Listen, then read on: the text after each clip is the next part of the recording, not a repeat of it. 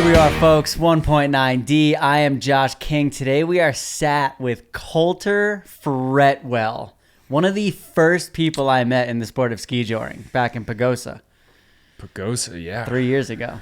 I just remember Big Sky. I remember hanging out at Big Sky. That's when we hung out officially, yeah. But you actually helped me a lot at Pagosa, and we'll talk about it in this podcast. But we are at Driggs, Idaho this weekend. I kind of consider this your hometown race, which is weird because you're in Bozeman. Yeah, pre Bozeman, this was definitely the one that I put the most work into, I'd say. And had the most connect with, for sure. Yeah. Yeah. So we're looking forward to a fun race weekend. The snow conditions, they actually have a ton of snow out there. I just went to the track. Yeah. And the temperatures look really good, so they're going to be Temps are able great. to build, I think, Snow's a horse great. track and Were ski they blowing track. snow too? Dude, they were still blowing snow. Really? They have a mountain of man-made they're gonna snow. have are we allowed to cuss? They're gonna have a shitload of snow for this event. This is gonna be It's $5 to our producer Emma off camera That's again. not good. How about beer? I have a bunch of free beer. She's gluten-free right now. No. We are toasted. So, yeah, no, they have a ton of blowing snow, and they were still blowing today. And I think Sean was like, "Yeah, dude, we would rather just have more Might as if well. we needed it." I mean, and they've had people trucking in snow, blowing they snow. were prepared, culling snow. The from rest the of the fairgrounds. season, they saw everybody like struggling. They're like, we're gonna be ready. I think they're like, we are not messing around. We're gonna have the snow, and they're gonna get lucky temperatures. Like, it's gonna get super cold. I think the track's gonna set up really nicely. So, going a little bit, introduce yourself. Yeah. Give us your introduction to the sport of skijoring and what you do in the sport of skijoring. Totally. So when I was a freshman in college, I worked on a ranch, and my boss worked all summer, went back to school in the winter, and my boss called me randomly and was like, "Hey, you ski, right?" And I was like, "Yeah, I grew up skiing." He's like, "Cool, I signed us up for this crazy thing. Just be at this place at this time with your skis." And I was like, "What?" Wow. Yeah. And zero information. Nothing. I had nothing. So in the weeks leading up, we had talked about it more, but then we built a really, what turned out to be, we thought was awesome, but a really lame practice track. And we did it on snowmobiles at 15 miles an hour. Mm-hmm. And I was like, crushing it on the powder boards. Got this so down. And then we signed up an open because dude, we didn't have any. That was the only thing that had space left because they used to do no cap on an open. Mm-hmm. So he signed us up in open. So I rolled in on my powder boards, and they were calling my name before I had my boots on. So that's huge major anxiety from boots on early. Yep. This was nightmare material. First time ever. Everyone's like, "Where is he?" And I'm like, "I don't even have my boots on." So I just run up in snow pants, throw the boots on, throw the powder boards on, and we're just going. And I, $5 again, ate right in front of the camera. So Bozeman News dude, camera, me just full face plant in front of him. I'd missed probably 8 gates before that anyways. Oh my God. And he comes up for the interview. He's like, "What happened?" And I'm like, I "Dude, don't I know. have no idea what happened." And my boss was all pissed. He's like, "I never ski joring again." But I was also working at Five Guys, and that's where I met Brittany Delahant. Mm-hmm. Yep. And she saw the news of me eating. She's like, "You ski jor? This is amazing. I have 2 horses." And we started doing it after that. So that what instantly a story. in love. Yeah. So Here instantly I in am. love after, and you only had one pull at that race. Yeah, You had that multiple race, pulls. 1 pull each day. So you I had actually, 2 total for the weekend. I finished the second day I finished it, but I missed a ring in 1 gate. Okay. Yeah. And what about it was what hooked you immediately? Oh man. I mean, so I grew up skiing. I never ski raced, but I grew up skiing, so I'm good at the kind of janky courses. Yeah. That's kind of my specialty. Yeah.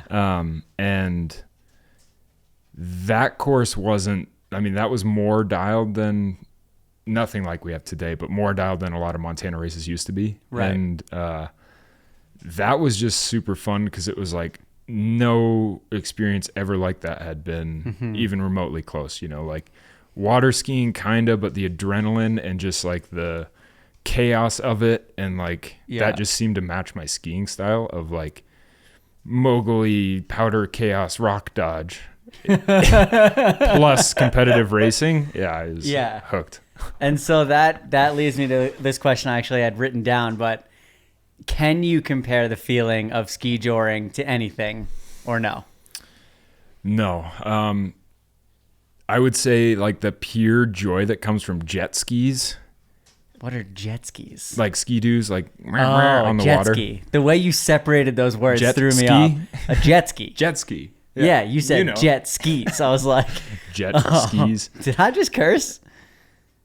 Oh, No. my producer gave me a $5 sign. I'm sorry. No, I'm racking up the $5. Yeah. Oh, you That's are. just me. Unbelievable.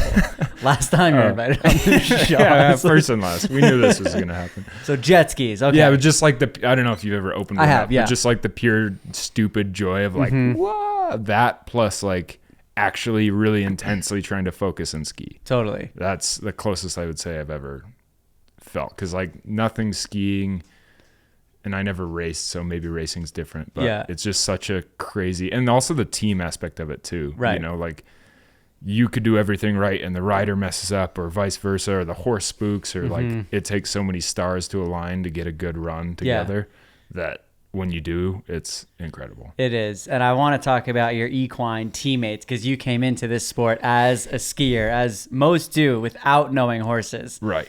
So like, what's that relationship like in the beginning? Because obviously you're in communication with your rider. Right. But then you have to go pass ropes to your rider who's on a hot horse in a tight space. And what's that? Yeah. What's that like in the beginning? And have you gotten to know horses way better?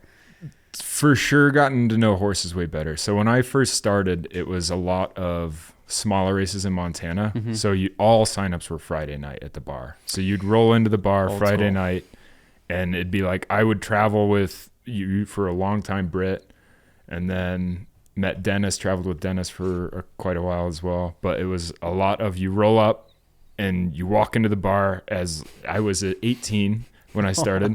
So I was an 18-year-old in like some seedy bar in Montana, like, hey, you guys have any fast horses? Like, you know, and I'd write my name on the sign, like, look, skiers there searching used to be a sign, like you would walk into the bar and there would be like a whiteboard. And you put your phone number on it. Right, and it would be skier looking for rider or rider looking for skier, and you would go look at it and call the numbers. And in the packed, loud bar, try and call the numbers on the thing. Yeah. Incredible. I only got that experience once. Oh, man, that was the first 3 years of this. And then you kind of build the network, right? And people are like, oh, call me, or like you kind of make your name. And once we progress past. Hold for dogs, guys.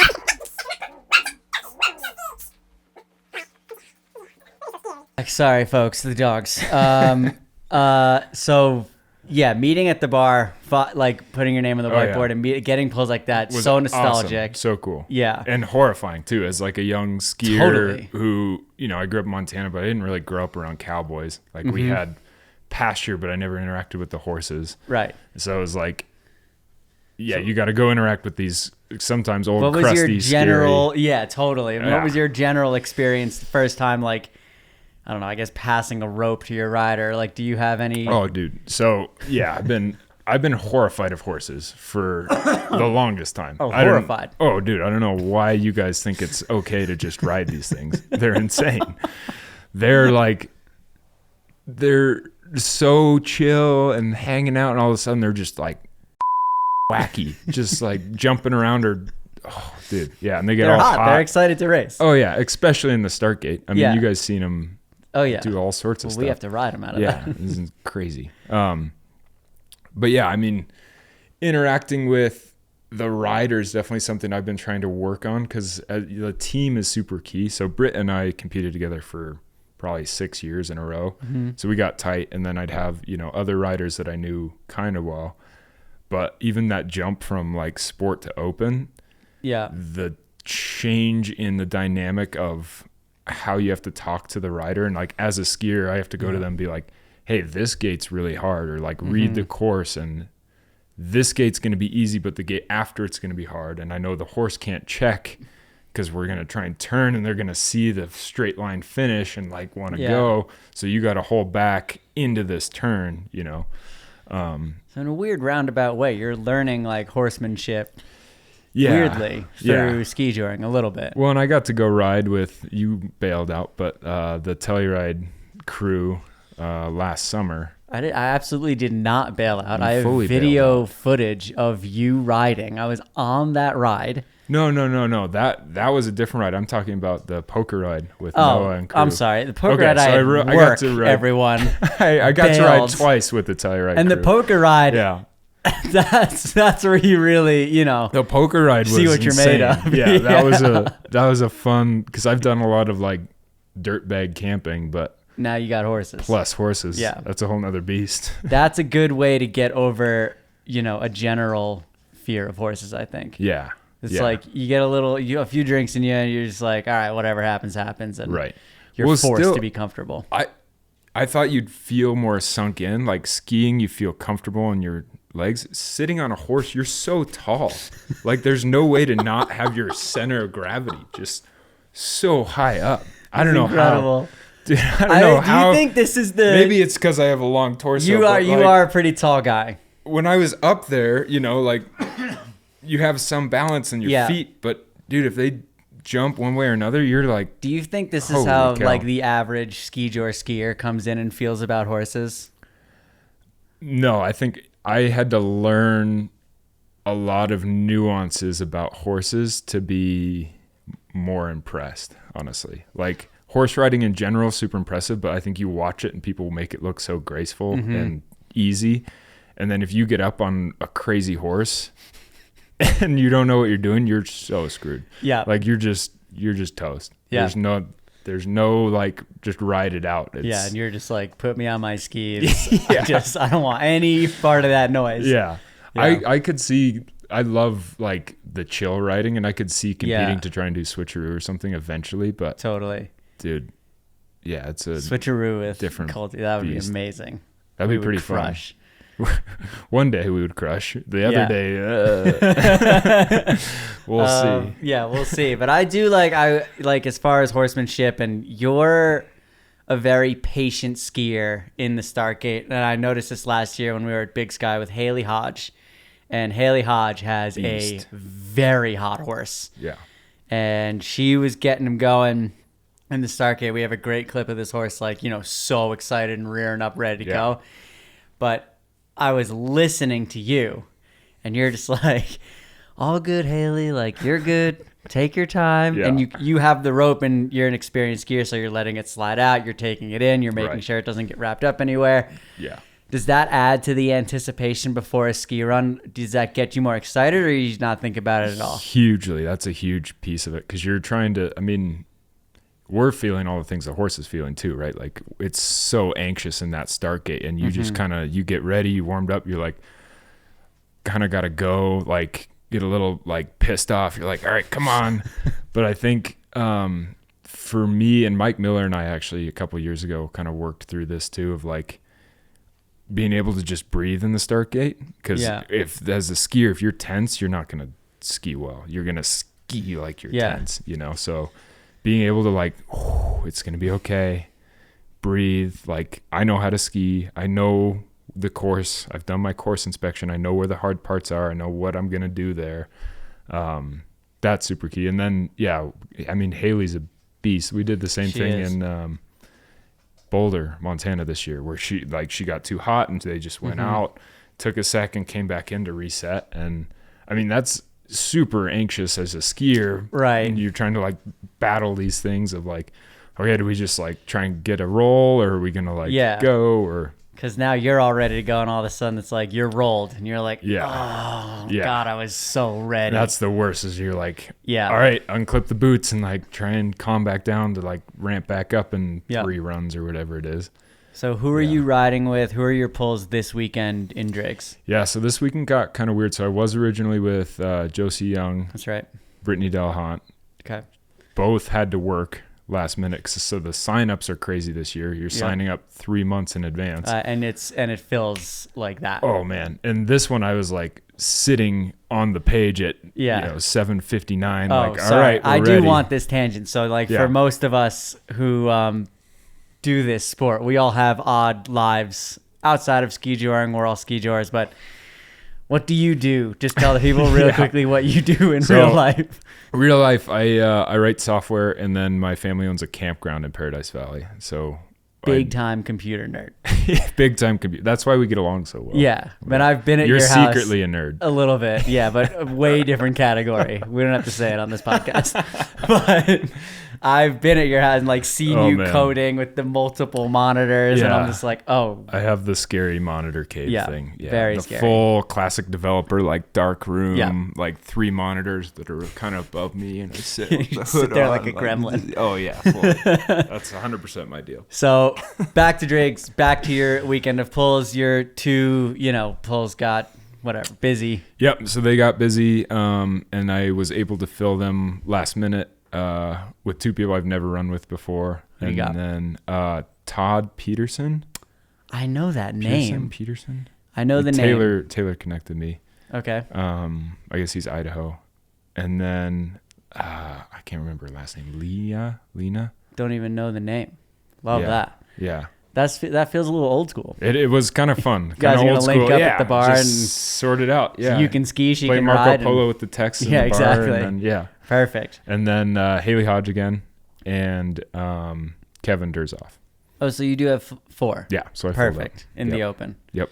So the joke last year, do you want to say my favorite joke? It's your joke. You gotta bring it on. So Colter's last year, the joke was Colter is the best sport skier in the open. The best sport skier in the open. And it's just becoming wildly competitive. Do you think that having a race background is necessary to be highly competitive in the open? I think the sport's changed a lot. I think a lot of the courses, so what I was good at was the courses that are made like with a mini skidster and a shovel, you know, with big rocks that you're dodging and they're choppy. Like that's when I did well. Yikes. Yeah. Oh, literally yikes. The courses now are definitely getting harder, right? Yeah. People are able to make the race turns. They're able to they know how to load skis, and then they're also figuring out the ropes. I mean, Jim Ryan's a great example, right? Like he is. He's an amazing racer, but also he's figuring the rope out. He's gritty. Yeah, he's gritty. Now he's coming for the rest of us. So, I mean, kind of where I'm at, I really like the open and then the pro division. Yeah. Because there's a big chunk of us, especially in Colorado, the big chunk of us that are kind of on the top of sport and the bottom of open. And it feels almost mean to be in sport because there's a big group of people in sport who are super competitive and that's a good class for them. And then there's a chunk of people that are the top of the open that are placing. Yeah, just and on then another level. The rest of us who get 5th place day pay every Now that being weekend said, in a bunch of open skiers dropped down in Ridgeway, and you were one of them. Yeah, and I had you one skied run. behind a sport horse, Ari. Yeah. And a brand new rider, Emma Galanka. Yeah. And where did you place overall? Yeah, we got 6th overall, which was cool. So it's the sport is becoming so competitive. And what do you attribute that to? I think, it's blowing up. You see it in the signups everywhere, right? And people are trying to figure out how to do online signups. And that's part of the signup issue, which I don't have a good answer for, is now we're signing up 3 months in advance and work came up. Now I have to panic and find other riders, you know? And that's hard to find riders as a newer skier, right? In open, I don't get the open, the crazy fast open runs. I get the people who are the up and coming sport. There's the same thing on the rider side. Yeah. Where there's the riders who feel like their horse is too fast for sport, but maybe hasn't run enough to be quite as dialed in open or doesn't have the top speed. And every course is different too. So it's some courses you just need the top speed. And some courses you need the acceleration, or some courses you need the mobility, the steering, the mobility.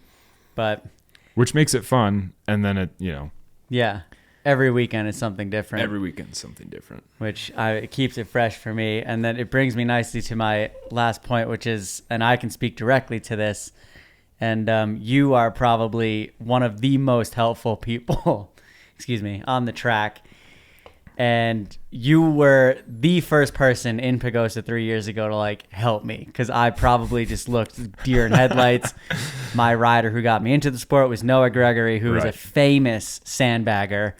And I was behind Dev Grew, he's thoroughbred, and Ari, who is still racing in the sport very competitively. And you were like, okay, this is how you hold the rope. This is how you survive the start gate. All these things. And I don't remember any of it because I was blacked out with fear. But that's how I still feel. You still help so many people. Like my buddy Chris Stimson, you helped in Ridgeway, Emma Galanka. And did you grow into that role? Did it just kind of like, when did you feel like... Yeah. Because we talk about it a lot, like everybody helps each other. But I feel like with you, it really like resonates. And when did that change, or when did that start for you? Yeah, I think for me, when I was getting into the sport, it was not, I mean, it was still pretty friendly, but it was definitely more scary. Like I started with like 1.5 inch hemp rope and leather gloves, you know? So as soon as that rope gets wet, you're just sliding right off of it. Mm-hmm. And it took me years for someone to be like, dude, you should go buy your own rope, you know? Yeah. And I was like, oh, that makes a ton of sense. And then, you know, the electrician gloves, right? The tackiness. Yep. So I think for me, it was a lot of pain through, you know, trial through error. And then honestly, when you're sitting waiting for the last division of the day or the second last division of the day, it helps the anxiety so much to be like, oh, I'm just going to stand at the start. And, oh, hey, these guys need, or we'll run ropes, or, hey, try this, you know, try that. So I don't know, that's kind of my outlook on it. And I think the vibe and the, you know, family aspect of the sport is a huge piece of why I'm still a part of it. Yeah. Because, you know, I haven't been winning open, obviously. maybe I can be dropped down to sport in the next couple of years. And then you just won the 2D in Craig. Yeah, the 2D in Boulder. When there's when there's a time split, it benefits skiers like Colter and I. Yeah. Well, only because I ate 3 times in a row the same day on Saturday. Oof. I only had one qualifying time. Yeah. And you won the 2D with that time? Yeah.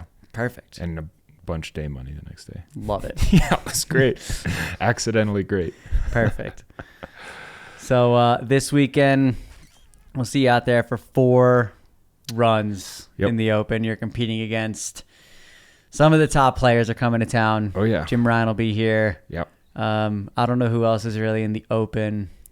I would assume Colin's coming. Colin Cook. Yeah, I would assume Colin Cook is coming. I know Catlick is going to be here. Courtney's going to be here riding. So there's what's skiers. Jim's buddy that did this race last year? Oh, I can't remember his name. He's going to be here. He's a good skier too. Great. Yeah. Another another professional There's another one. skier. Oh, excellent. We got to get you into the sport, man. Dude, I'm coming. You down. I'm coming back. So sweet. Man. Well, thank you for coming on the pod, and we'll see you out there this weekend. Probably get some real-time highlights of you. Oh yeah. If hopefully you don't not crashes. No, hopefully not. We haven't gotten. I haven't filmed you at all this year because we haven't been at the same races. Crazy. Yeah. Unfortunate. Skip around. Yeah. But last year, statistically, you had more screen time than anybody on my content anyway. Yeah. So yeah, looking to up those numbers because right now it's pretty tough. Some bias there. A little bit. Yeah. We go back. As far as I've been in the sport, literally day one, I've known you. Yeah. So, yeah. You know, there's only a few guys out there. Yeah. It's super fun. No, it'll be exciting. I'm excited for this race. This should be an awesome event. These guys do a really good job. I know. I love this event, and I'm super stoked to get into what I consider the races I've been to and love going to. So yeah. Excited to see how it all rolls out. Yeah. Sweet, man. Well, we'll see you out there. Yeah, we'll be putting up snow fence tomorrow. So. Oh, I'll be here.